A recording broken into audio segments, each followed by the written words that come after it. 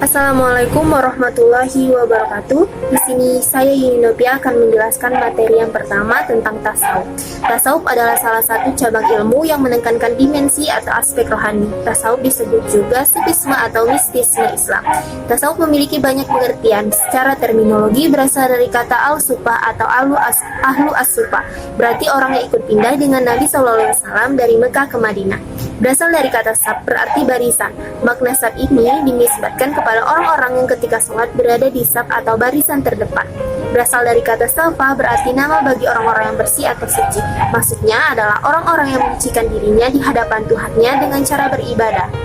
Secara terminologi, Abdul Qadir Isa berpendapat, tasawuf adalah penjernihan hati dari kotoran materi dan pondasinya adalah hubungan manusia dengan Sang Pencipta. Hati dan interaksinya murni hanya untuk Allah, sehingga Allah memberinya karamah. Orangnya disebut sufi. Zakaria Al-Ansari mengatakan, tasawuf adalah ilmu yang dengannya diketahui tentang pembersihan jiwa, perbaikan budi pekerti, serta membangun lahir batin untuk memperoleh kebahagiaan yang abadi. Tasawuf sudah muncul semenjak agama Islam dibawa oleh Nabi Muhammad SAW. Fakta yang menunjukkan adalah ketika sebelum beliau menjadi rasul, beliau telah bertahanus di Gua Hira untuk mencari ketenangan. Perilaku mengasingkan diri dan menyucikan hati dari godaan serta mencari hakikat kebenaran merupakan tanda ketasawufan. Nur Harun Nasution, tasawuf muncul dalam Islam sesudah umat Islam mempunyai kontak dengan agama Kristen, filsafat Yunani serta agama Hindu dan Buddha. Itu sebabnya muncul anggapan bahwa aliran tasawuf lahir atas pengaruh dari luar. Namun bila ditelusuri, justru banyak ayat dan hadis serta perilaku Rasulullah SAW yang sama dengan nilai-nilai yang ada dalam tasawuf.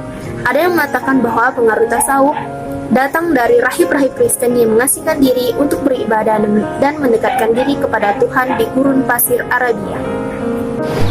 Di dalam ilmu tasawuf terdapat beberapa istilah yang merupakan jalan atau cara yang ditempuh seseorang untuk sampai ke tingkat menyatu dengan Tuhan yang disebut makamat. Di antaranya yang pertama yaitu tobat. Tahapan awal yang harus dilewati sufi adalah tobat. Yang kedua yaitu zuhud. Zuhud adalah meninggalkan dunia dan kehidupan materi. Yang ketiga yaitu wara. Setelah selesai dari zuhud, calon sufi memasuki tahapan wara. Yang keempat yaitu fakir. Setelah melewati wara, seorang sufi akan meningkatkan kualitas ketasawufannya dengan berakhlak kefakiran. Yang kelima yaitu sabar. Selanjutnya seseorang sufi akan memasuki tahapan sabar. Yang keenam yaitu tawakal. Setelah melewati tahapan kesabaran, seorang ahli sufi memasuki tahapan tawakal. Yang ketujuh kerelaan. Maksudnya adalah tahapan ridho atau rela. Yang kedelapan yaitu mahabbah. Pada tahapan ridho, seorang sufi telah dekat dengan Tuhan dan rasa cinta yang begitu kuat telah berhasil membawanya sampai ke tahapan mahabbah atau cinta ilahiyah. Yang kesembilan yaitu makrifah. Pada tahapan makrifah ini, tabi'in yang memindahkan dirinya dengan Tuhan telah terbuka. Yang ke-10 yaitu al-fanah wal bakah, yaitu keinginan kaum sufi lebih dekat lagi dengan Tuhan. Yang terakhir yaitu al-ittihad. Al-ittihad dalam tasawuf adalah tercapainya kesatuan wujud rohaninya dengan Tuhan. Makamat-makamat yang biasanya dilalui oleh para sufi ternyata berbeda-beda. Perbedaan ini terjadi karena masing-masing ahli sufi memiliki pengalaman rohani yang berbeda-beda ketika menempuh tahapan-tahapan tersebut. Assalamualaikum warahmatullahi wabarakatuh. Nama saya Al-Fawzaz,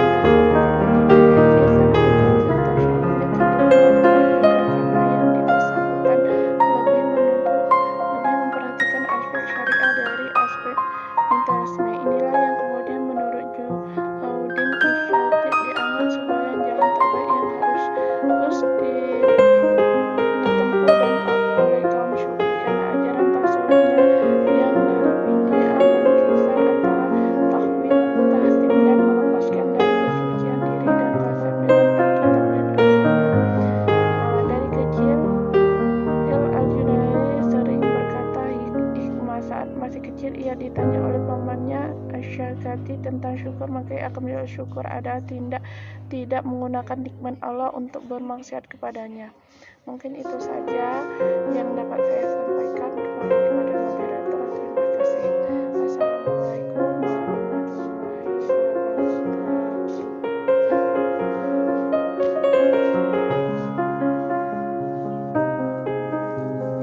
Saya Elsa Berliana, NIM 19531209. Di sini saya akan melanjutkan materi dari Nur Iza Aulia yang C, yaitu ajaran tasawuf Rabi'ah al-Adawiyah.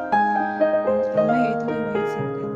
Nama lengkapnya adalah Rabi'ah al-Adawiyah binti Ismail, juga digelari Ummu al-Khair. Ia lahir di Basrah pada tahun 95 Hijriah. Disebut Rabi'ah karena ia putri keempat dari anak-anak Ismail. Diceritakan bahwa sejak masa kanak-kanaknya, dia telah hafal Al-Quran dan sangat kuat beribadah serta hidup sederhana. Yang kedua, ajaran pokok yang terpenting dari sufi wanita ini adalah al-mahabbah. Menurut banyak pendapat, ia merupakan orang pertama yang mengajarkan al-hub dengan isi dan pengertian yang khas tasawuf. Hal ini ada kaitannya dengan kodratnya sebagai wanita yang berhati lembut dan penuh kasih, rasa estetika yang dalam berhadapan dengan situasi yang ia hadapi pada masa itu. Cinta murni pada Tuhan adalah puncak ajarannya. Dalam tasawuf yang pada umumnya dituangkan melalui syair-syair dan kalimat-kalimat puitis. Dari syair-syair berikut ini dapat diungkapkan apa yang ia maksud dengan al-mahabbah. Kasihku hanya engkau yang kucinta, pinta hatiku telah tertutup bagi selainmu, walau jeruk mata jasadku tak mampu menemukan engkau. Namun mata hatiku memandangmu selalu. Hakikat mahabbah adalah kecenderungan hati kepada Allah dan segala apa adanya tanpa dipaksakan. Mahabbah juga bermakna al-muwafaqah, menaati perintah Allah, menjauhi larangannya, dan ridho terhadap segala ketetapan Allah. Dan berakhlak. Mahabbah Rabi'ah adalah mahabbah yang membutakan dan menulikannya dari selain yang dicintainya. Terima kasih. Assalamualaikum warahmatullahi wabarakatuh. Nama Dwi Hartanti, NIM 19531217. Baiklah, saya di sini ingin melanjutkan materi dari rekan saya yaitu Elsa Berliana. Materi yang akan saya sampaikan yaitu tentang ajaran tasawuf Imam Al-Ghazali. Yang pertama, riwayat singkat dari Imam Al-Ghazali itu sendiri.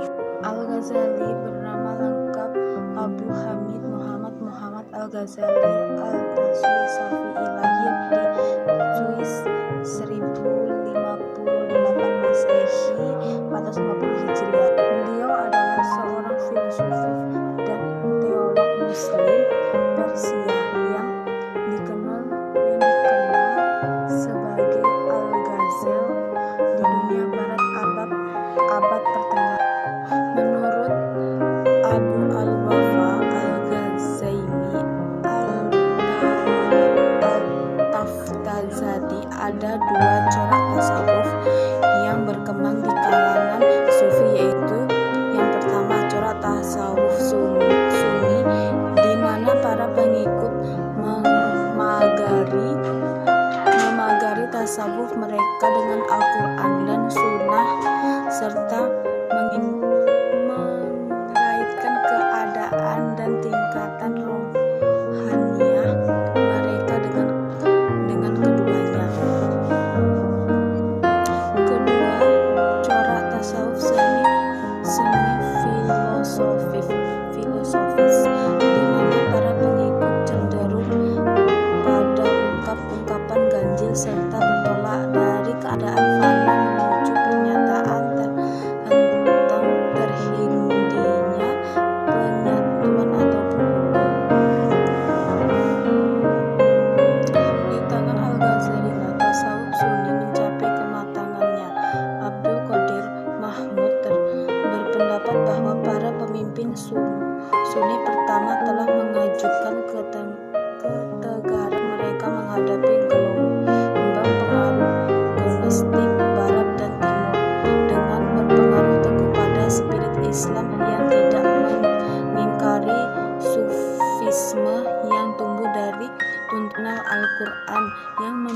bahwa Syafi'i juga yang menyuguhkan masalah-masalah metafisika.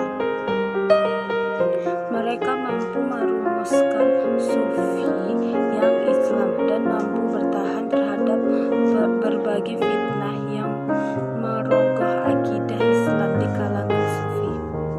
Konsep Al-Ghazali yang mengkompromikan antara pengalaman sufisme dengan syariat telah dijelaskan dalam kitab yang terkenal yaitu Ilyah Ulumuddin, dan kemudian dilanjutkan ajaran Jihad Akbar untuk memerangi dan menguasai nafsu amarah dan lawamah, yakni ajaran tentang penyucian hati yang dalam ajaran tasawuf diartikan memutuskan setiap persekutuan dengan dunia dan mengisi dengan sepenuh hati hanya bagi Tuhan semata.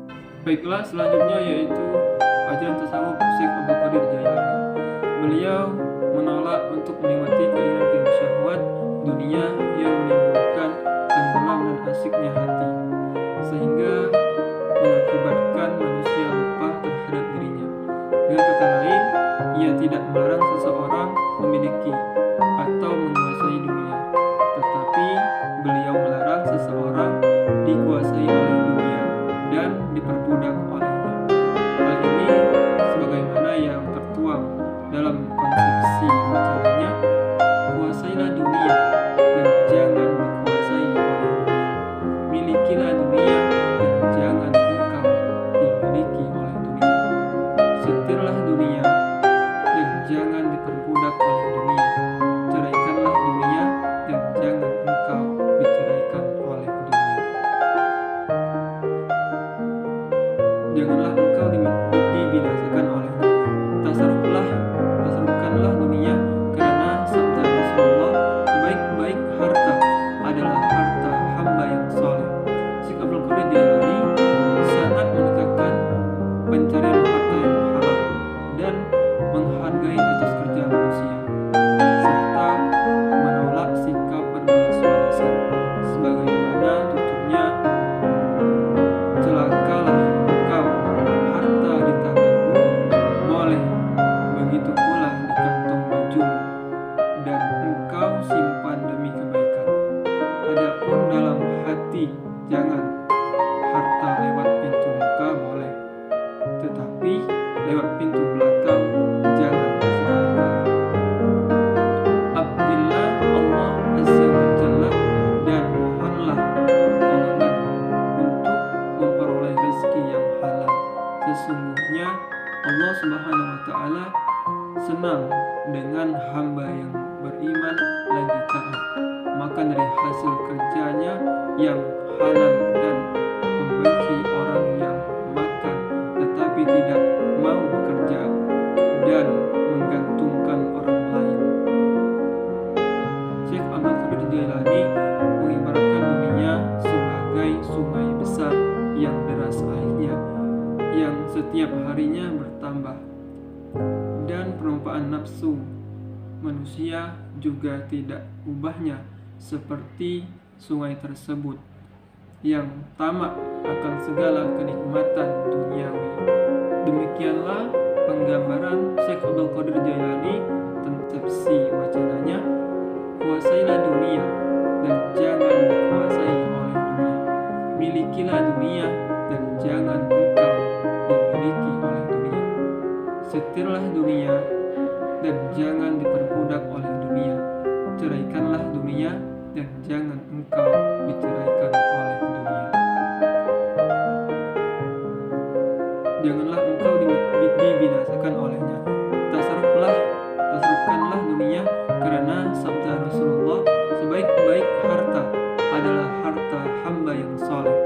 Syekh Abdul Qadir Jailani sangat menekankan pencarian harta yang halal dan menghargai atas kerja manusia, serta menolak sikap bermalas-malasan, sebagaimana tuturnya, celakalah engkau, harta di tanganmu boleh, begitu pula di kantong bajumu, dan engkau simpan demi kebaikan.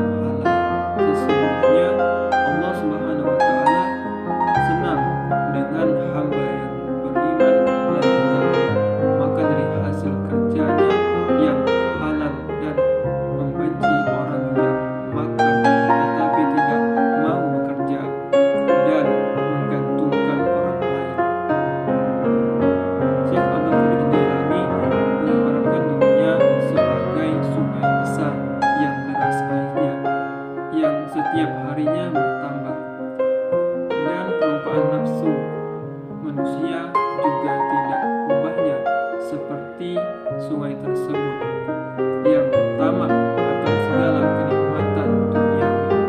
Demikianlah penggambaran Syekh Abdul Qadir Jailani tentang dunia dan nafsu. Ia memandang kehidupan yang sejati adalah kehidupan di akhirat.